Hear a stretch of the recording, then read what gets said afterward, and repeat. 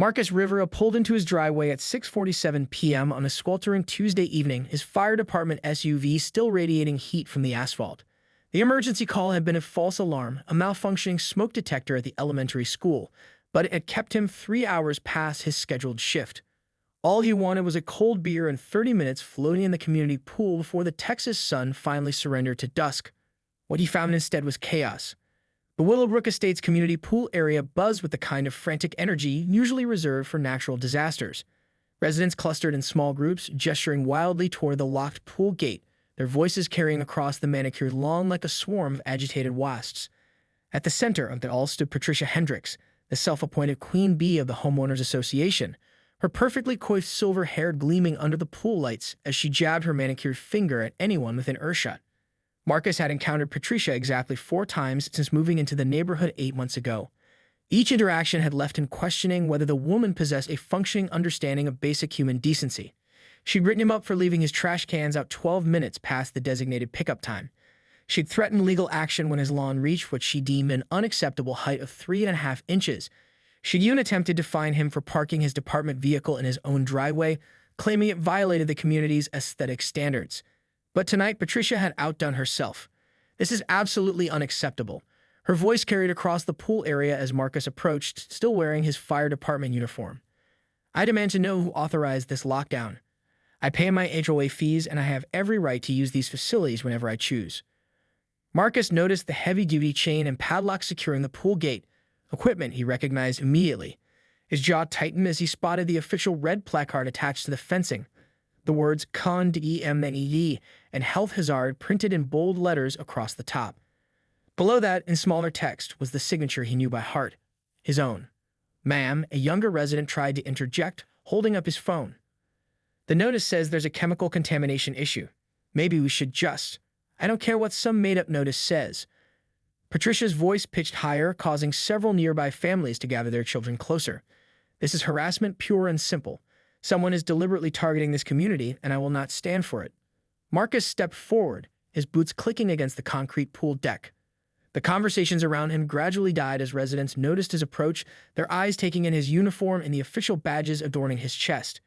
Patricia, however, remained oblivious, her back turned as she continued her tirade. "I'm calling the police," she announced, already dialing her phone. "And the fire department, and probably the mayor's office. Whoever did this clearly doesn't understand the legal ramifications of interfering with private property." "Before you make that call," Marcus said, his voice calm but carrying the authority of someone accustomed to managing crisis situations, "you might want to read that notice a little more carefully." Patricia spun around, her eyes widening slightly as she took in his uniform for the first time. But rather than showing any hint of embarrassment or reconsideration, her expression hardened into the familiar mask of indignant superiority Marcus had come to expect. "Officer," she said, somehow managing to make his title sound like an insult, "I don't know who you think you are, but this is a private community matter. We don't need outside interference." "Actually," Marcus replied, pulling his department identification from his pocket, "this became a public safety matter the moment your pool's chlorine system malfunctioned and created a toxic gas cloud that sent 3 residents to the emergency room this morning." The murmur that rippled through the gathering crowd was audible. Patricia's phone remained pressed to her ear, though she seemed to have forgotten about making her emergency call. "That's impossible," she stammered. "I would have been notified immediately if there was any kind of safety issue. I'm the HOA president." Marcus gestured toward the official notice attached to the gate. The contamination was reported at 9:15 a.m. Emergency services responded within 12 minutes. The pool was condemned at 10:30 a.m. after our hazmat team confirmed dangerous levels of chloramine gas. Every homeowner should have received an official notification by certified mail this afternoon. Patricia's face cycled through several shades, settling on an alarming shade of purple that made Marcus briefly consider checking her blood pressure. "Well, she finally managed, even if that's true. You still can't just lock people out without proper authorization." The crowd around them had grown larger, residents emerging from their air-conditioned homes drawn by the spectacle. Marcus could see phones being raised, undoubtedly recording what was quickly becoming the evening's entertainment. "Mrs. Hendricks," he said, his patience wearing thin after a 14-hour workday, "I am the proper authorization." The silence that followed Marcus's declaration was deafening. Even the evening crickets seemed to pause, as if nature itself was holding its breath for what would come next. Patricia's mouth opened and closed like a fish gasping for air, her phone still clutched in her white-knuckled grip. "What do you mean you're the proper authorization?" She finally managed, though her voice had lost some of its earlier venom. "You're just some random neighbor who happens to work for the city." Marcus reached into his shirt pocket and withdrew his leather badge holder, flipping it open with practiced ease. The gold shield caught the pool lights, reflecting the words Fire Marshal in bold letters across the top. Below that, his name was etched in precise block letters. Marcus Riviera, Shia Fire Marshal, Travis County. "Actually," he said, his voice taking on the official tone he reserved for incident reports and court testimonies, "I'm Fire Marshal Rivera. I've been serving Travis County for 12 years, and I've lived in this community for 8 months. This morning, I personally responded to the emergency call about toxic gas exposure at this pool facility." The crowd pressed closer, residents straining to see the badge that had just turned their Tuesday evening entertainment into something far more significant. Someone in the back whistled low and long. Patricia stared at the badge as if it might spontaneously combust. Her perfectly applied makeup had begun to show stress cracks around her eyes, and Marcus noticed a small tremor in her hands. That's not possible," she stammered. "I would have known if a fire marshal lived in our community. I know everyone here. I've been president of this HOA for 6 years." "Mrs. Henderson," called out Janet Chen from apartment 2B, holding up an envelope. "I got the official notice today. It says the pool won't reopen until the entire filtration system is replaced and inspected." She paused, glancing between Patricia and Marcus. "It's signed by Fire Marshal Rivera." More residents began pulling out their phones, scrolling through email notifications and checking their mailboxes. The murmur of conversation grew as people began reading the official communications they'd apparently ignored or overlooked. Patricia's face had progressed from purple to an alarming shade of gray. She looked down at her phone, then back at Marcus, then at the growing crowd of neighbors who were now viewing her with expressions ranging from embarrassment to barely concealed amusement. "Even if that's true," she said, though her voice had dropped to almost a whisper, "you should have consulted with the HOA board before taking such drastic action. We have procedures. We have protocols." Marcus stepped closer to the condemned notice, pointing to specific sections of text. "Mrs. Hendricks, when 3 residents are hospitalized with chemical burns to their respiratory systems, and when air quality readings show chloramine gas levels at 4 times the safe exposure limit, we don't consult with HOA boards. We follow state and federal emergency response protocols." The crowd was getting restless now, with residents beginning to whisper among themselves. Marcus caught fragments of conversation. 3 people in the hospital? Why didn't she tell us? Could have been our kids. "Wait a minute," called out Tom Rodriguez, who lived 2 streets over. "Patricia, you said this morning that the pool was just closed for routine maintenance. You sent out that email saying it would reopen by evening." Patricia's eyes darted around the circle of faces, all now focused on her with growing suspicion and anger. The maintenance company said. They assured me it was just a minor issue." "A minor issue?" Marcus's professional composure finally cracked slightly. "Mrs. Hendricks, chloramine gas can cause permanent lung damage. The Yamamoto family's 8-year-old daughter is still in the pediatric ICU because she was swimming when the chemical reaction reached critical levels." The gasp that went up from the crowd was audible. Several parents instinctively pulled their children closer, even though the danger had long since passed. Patricia seemed to shrink into herself, her earlier bluster evaporating like chlorine gas in the evening breeze. "I didn't know," she whispered. "The pool company said they had it under control." "The pool company," Marcus said, pulling out his incident report tablet, "was cited for multiple safety violations and has had their operating license suspended pending investigation. They told you it was under control because they were trying to avoid a lawsuit." The crowd was no longer just watching the confrontation. They were participating in it. Voices began rising from different directions. "My daughter was here yesterday morning. Why weren't we told immediately? This is exactly why we need new HOA leadership." Patricia looked around desperately, as if searching for an ally in the sea of increasingly hostile faces. Her phone was still in her hand, the 911 call apparently forgotten entirely. "I think," she said, her voice barely audible over the growing murmur of angry residents, "I may have misunderstood the situation." Marcus watched Patricia's desperate attempt at damage control with the same detached professionalism he developed over years of managing crisis situations. But the residents of Willowbrook Estates were far from ready to let their HOA president off the hook so easily. "Misunderstood?" Sarah Martinez stepped forward, her voice shaking with barely controlled anger. "Patricia, my son Miguel was in that pool yesterday morning. He came home with burning eyes and a cough that kept him up all night. When I called you, you told me he was probably just getting a cold." The crowd pressed closer, the earlier entertainment now transformed into genuine outrage. Marcus could see the shift happening, the moment when a group of individuals becomes a unified force demanding accountability. And when the Yamamoto family called about their daughter, added elderly Mr. Peterson from the corner unit. You told them the pool was perfectly safe and that they were overreacting. I heard you myself at the mailboxes. Patricia's face had gone completely pale now, her earlier bravado replaced by the dawning realization that her problems extended far beyond a simple confrontation with a neighbor. She looked at Marcus with something approaching desperation. Fire Marshal Rivera, she said, attempting to regain some semblance of authority. Surely we can handle this matter privately. Between neighbors, there's no need to involve official channels. Marcus raised an eyebrow. Mrs. Hendricks, you do realize you're asking a sworn peace officer to ignore potential criminal negligence in a case involving hospitalized children. The words criminal negligence rippled through the crowd like an electric shock.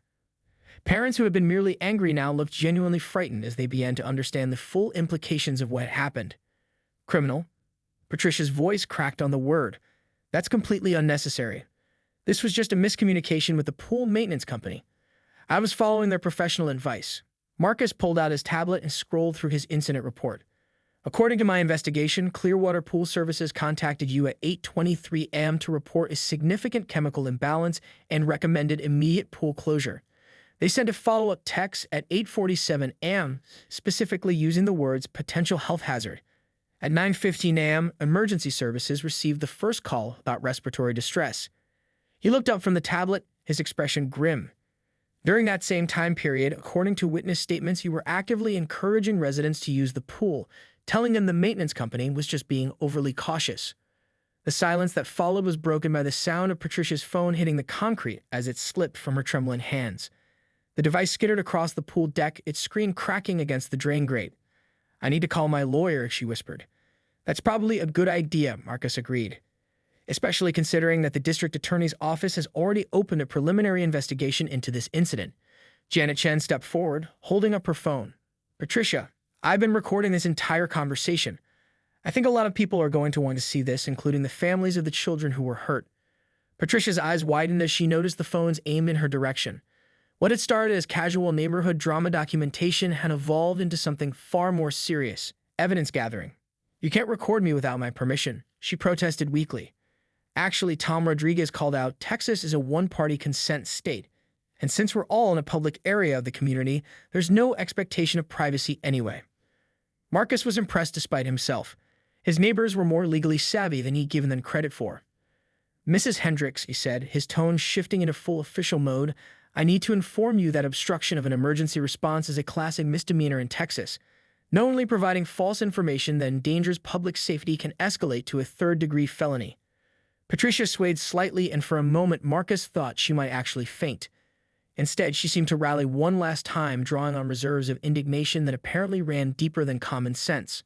This is harassment, she declared, though her voice lacked any real conviction. I'm going to file complaints with everyone, the fire department, the city council, the county commissioners. You can't treat residents of this community like criminals. The crowd's reaction was immediate and unanimous. Voices rose from every direction. You put our children at risk. You lied to us. You're the one who should be treated like a criminal. Marcus held up his hand for silence, and surprisingly, the crowd complied. His authority was no longer in question. Mrs. Hendricks, he said quietly, I strongly recommend you contact your insurance company as well as your attorney. The civil liability alone from this incident is going to be substantial. Patricia stared at him, her mouth opening and closing without sound. The fight had gone out of her completely, replaced by the hollow-eyed look of someone finally understanding the magnitude of their mistake. How many? She finally managed to ask. How many what? How many families are going to sue me? Marcus looked around at the crowd of angry neighbors, then back at Patricia. His expression was almost sympathetic. All of them, Mrs. Hendricks. All of them. Patricia stood frozen for a long moment, the weight of Marcus's words settling over her like a suffocating blanket. The crowd had grown quieter, but their anger was palpable, a living thing that seemed to pulse with each passing second. She looked at the faces surrounding her, searching for even a glimmer of sympathy or support, but found only disappointment and rage. Then, like a drowning person grasping for driftwood, Patricia seemed to find some hidden reservoir of desperate cunning. Wait, she said, her voice gaining strength as she latched onto what she apparently thought was a lifeline. Wait just a minute. She pointed an accusatory finger at Marcus, her earlier fear transforming back into misguided aggression. How do we know you're even telling the truth? How do we know you didn't lock the pool yourself just to cause problems? The crowd's murmur shifted, confusion mixing with their anger. A few residents glanced uncertainly between Patricia and Marcus. Think about it. Patricia continued, her voice rising with renewed confidence born of desperation. He moves into our community, starts causing trouble from day one, and now suddenly he's some kind of hero fire marshal? This whole thing could be staged. Marcus watched this spectacular display of self-destruction with professional fascination. In his years of emergency response, he'd seen people make catastrophically bad decisions under pressure, but Patricia was approaching legendary status. "Mrs. Hendricks," he said calmly, "would you like me to call my supervisor to verify my credentials? Or perhaps you prefer to speak with the hospital staff treating the victims?" But Patricia was committed to her new strategy now, apparently believing that offense was her only defense. Anyone can fake a badge. Anyone can make up stories about hospital visits. I demand proof, real proof, that any of this actually happened. The crowd's confusion was rapidly shifting back to outrage, but now it carried an undercurrent of disbelief at Patricia's sheer audacity. Several residents were already pulling out their phones, apparently deciding to fact-check her claims in real time. "Here," called out Maria Santos from the third building, holding up her phone. "I just called Street David's Medical Center. Kiko Yamamoto is listed in stable condition in the pediatric ICU, admitted this morning for chemical exposure. And here's the Travis County Fire Department's website," added David Kim, his phone screen visible to nearby residents.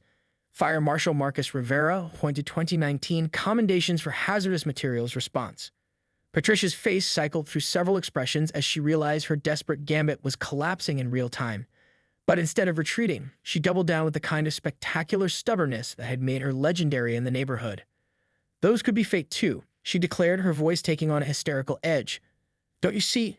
This is all part of some elaborate scheme to take over the HOA. He's probably working with the pool company to create a crisis so he can swoop in and—" "Mrs. Hendricks," Marcus interrupted, his patience finally reaching its absolute limit. He pulled out his department radio and keyed the microphone. "Dispatch, this is Fire Marshal Rivera. I need a supervisor and a patrol unit at Willowbrook Estates Community Pool for an obstruction of justice incident." The radio crackled to life immediately. "Copy, Fire Marshal Rivera. Supervisor Unit 7 and Travis County Sheriff Unit 23 are en route, ETA 8 minutes. The sound of official radio chatter seemed to snap Patricia out of her desperate spiral. She stared at the radio in Marcus's hand as if it had personally betrayed her. You're actually calling the police," she whispered. "You accuse me of impersonating a peace officer and staging a public health emergency," Marcus replied matter-of-factly. "Those are serious criminal allegations that require official investigation." The crowd had gone completely silent now, watching Patricia's face as the full implications of her latest mistake began to dawn on her. She'd somehow managed to make her situation exponentially worse in the span of 5 minutes. "I did mean," she started, then stopped. I thought maybe." "You thought maybe you could lie your way out of the consequences of your earlier lies," Marcus said quietly. "Mrs. Hendricks, I've been doing this job for 12 years. I've seen this pattern before. The cover-up is always worse than the original mistake." In the distance, the sound of approaching sirens began to echo through the neighborhood. Patricia looked around wildly, as if suddenly realizing that running away might be an option, but she was surrounded by residents who were no longer just angry neighbors. They were witnesses to what could potentially be criminal behavior. "This is insane," she muttered, more to herself than to anyone else. "This is absolutely insane. All I wanted was to use the pool." Janet Chen stepped forward, her phone still recording. "Patricia, all you have to do was read the official notice and tell the truth. Instead, you endangered children and then tried to destroy the reputation of the man who saved them." The sirens were getting closer now, and Patricia seemed to deflate completely. She looked at Marcus with something approaching terror. "What's going to happen to me?" she asked, her voice small and broken. Marcus studied her for a moment, seeing not the imperious HOA president who had made his life difficult, but a woman who had made a series of catastrophically bad decisions and was finally facing the consequences. "That," he said gently, "is going to depend on how much truth you're finally willing to tell." The first patrol car turned into the community entrance, its red and blue lights painting the evening sky in alternating colors of authority and consequence. 3 weeks later, Marcus sat on his back patio with a cold beer, watching the sunset paint the Texas sky in shades of orange and pink. The community pool remained closed, but construction crews have been working around the clock to install a completely new filtration system. More importantly, the Yamamoto girl had been released from the hospital with no permanent lung damage. A small miracle that Marcus thanked whatever gods might be listening for every single day. The legal aftermath had been swift and decisive. Patricia Hendricks had been charged with obstruction of justice, filing a false police report, and criminal negligence. Her attorney had negotiated a plea deal that included probation, community service, and mandatory resignation from all HOA positions. The civil lawsuits were still pending, but Marcus had heard through the neighborhood grapevine that her insurance company was quietly settling most claims to avoid trial. But the real changes in Willowbrook Estates ran deeper than legal consequences. "Hey, Fire Marshal Rivera," called out Tom Rodriguez from across the fence. "The new pool safety committee wants to know if you'd be willing to give a presentation at next week's meeting about chemical hazards." Marcus waved back with his beer bottle. "Send me the details. I'll put together something comprehensive." The irony wasn't lost on him. Patricia's desperate attempt to maintain control had resulted in exactly what she feared most: new leadership, new procedures, and a community that was actively engaged in holding their representatives accountable. The residents had formed committees for everything from safety inspections to financial oversight, and they unanimously elected Janet Chen as interim HOA president. His phone buzzed with a text message from his supervisor. "Great job on the Hendricks case. District attorney wants to use it as a training example for prosecution of public endangerment. Also, Channel 8 wants to interview you about community safety. Interested?" Marcus deleted the message without responding. He'd had enough of being in the spotlight. "Daddy, Daddy." The voice belonged to 8-year-old Kiko Yamamoto, who came running across the shared green space with her parents following at a more sedate pace. "Look what I made in art therapy." She held up a colorful drawing that appeared to show stick figures around a swimming pool, with what looked like a superhero figure standing nearby. Marcus accepted the artwork with appropriate solemnity. "That's me," Keiko explained, pointing to a small figure in the pool. "And that's you," she indicated the superhero figure, saving everyone from the bad air. Marcus felt his throat tighten slightly. "It's beautiful, Keiko." "Thank you." Her parents approached, and Mrs. Yamamoto placed a gentle hand on Marcus's shoulder. "We wanted to thank you again, not just for the emergency response, but for making sure the truth came out." A lot of parents were ready to just let it go, move on quietly. "No one should have to choose between their children's safety and community harmony," Marcus replied. "That's not a choice anyone should ever have to make." Mr. Yamamoto nodded toward the pool area, where workers were installing new safety equipment. "The contractor says the new system will have multiple redundant safety monitors and automatic shutdown protocols, plus emergency communication systems directly linked to county dispatch." And added his wife with a slight smile, "The new HOA bylaws require immediate notification of any safety concerns, with criminal penalties for cover-ups." Marcus chuckled. "I heard about that. Janet Chen doesn't mess around." As the Yamamoto family headed home, Marcus noticed a familiar figure approaching from the parking area. Patricia Hendricks walked slowly toward the pool fence, her shoulders hunched and her earlier commanding presence completely absent. She looked older somehow, as if the events of 3 weeks ago had aged for years and days.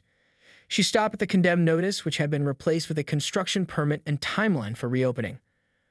For a long moment, she just stared at the paperwork, then she turned and noticed Marcus watching from his patio. Their eyes met across the distance, and Marcus saw something he'd never expected to see in Patricia's expression: genuine remorse. She raised her hand in a tentative wave, and after a moment's hesitation, Marcus returned the gesture. It wasn't forgiveness. The children who had been hurt deserved better than that. But it was acknowledgement that people could change, that consequences could lead to growth. Patricia nodded once, then turned and walked back toward her car. Marcus had heard she was moving out of the community, relocating to be closer to her sister in Houston. It was probably for the best. His phone rang, displaying his captain's number. "Rivera here. Marcus, we got a situation developing at the Riverside Apartments complex. Possible carbon monoxide leak, multiple residents reporting symptoms. How fast can you get there?" Marcus was already standing, his beer forgotten on the patio table. 10 minutes, send me the address." As he grabbed his keys and headed for his department vehicle, Marcus caught sight of Kiko's drawing, now magneted to his refrigerator. The stick figure's superhero seemed to wave at him as he passed. He wasn't a superhero, just a public servant doing his job. But sometimes, Marcus reflected as he pulled out of Willowbrook Estates with his emergency lights flashing, that was exactly what the community needed. Behind him, the pool construction continued under the floodlights, and the residents of Willowbrook Estates slept a little safer knowing that truth, accountability, and actual expertise had finally prevailed over bluster, ego, and dangerous negligence. Some lessons, Marcus knew, were only learned the hard way, but at least they were learned. The end.